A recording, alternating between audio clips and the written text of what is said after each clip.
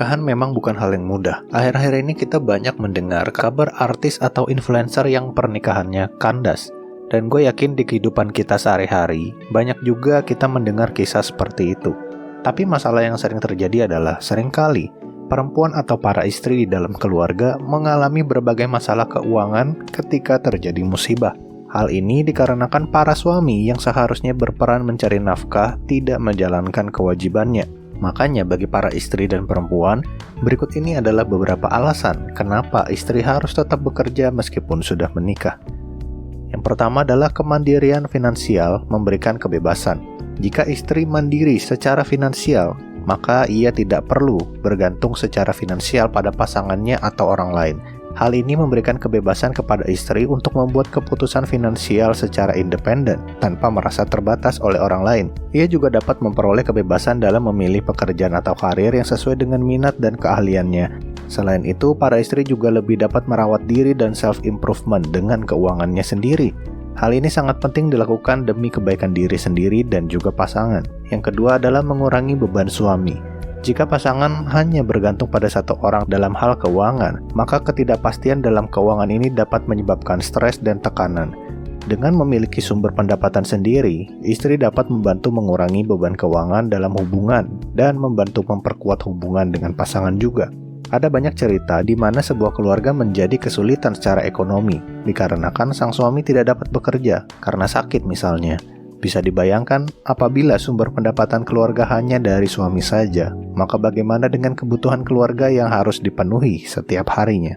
Yang ketiga, menghadapi kemungkinan kehilangan pendapatan. Banyak hal yang bisa terjadi dalam hidup kita. Kehilangan pendapatan ini bisa terjadi sama siapa aja, termasuk pada pasangan yang saling bergantung secara finansial.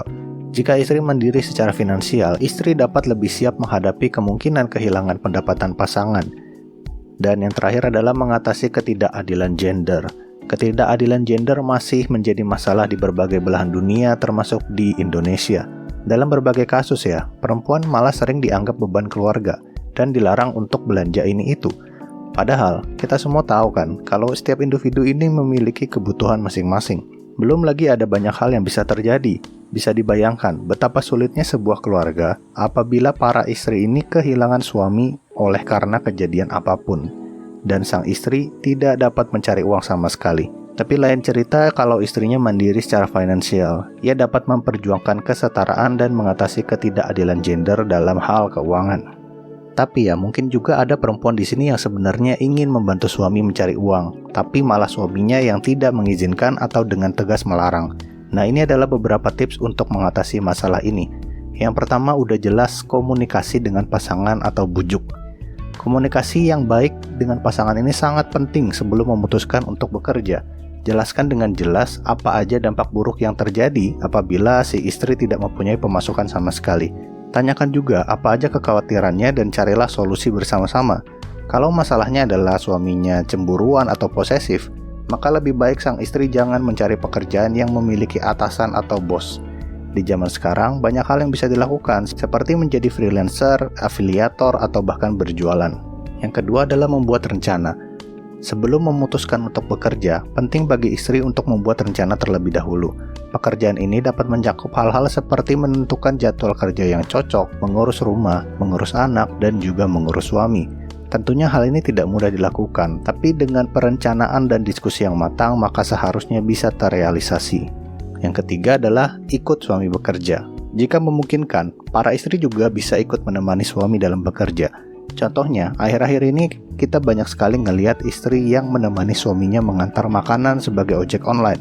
Atau jika suaminya adalah seorang wira swasta, istri juga bisa ikut belajar dan membantu suaminya di industri ini. Atau kalau lebih gampang lagi, kalau suaminya buka toko di pasar, sang istri bisa buka toko di rumah. Dan yang terakhir adalah jangan lupakan tanggung jawab keluarga. Hal ini sangat-sangat penting buat diingat, karena ini juga merupakan hal yang ditakuti para suami ketika si istri ikut mencari nafkah. Meskipun bekerja dapat membantu meningkatkan kemandirian secara finansial, istri tidak boleh melupakan tanggung jawab keluarga. Penting sekali untuk mengatur waktu dengan bijak supaya dapat memenuhi tanggung jawab keluarga, seperti mengurus anak, memasak, dan membersihkan rumah. Atau hal ini juga bisa dilakukan bersama-sama dengan suami, tergantung kesepakatan masing-masing. Intinya prioritas utamanya harus keluarga, dan jangan sampai karena istri bekerja, sang istri malah menyepelekan suami lalu menelantarkan keluarganya sendiri.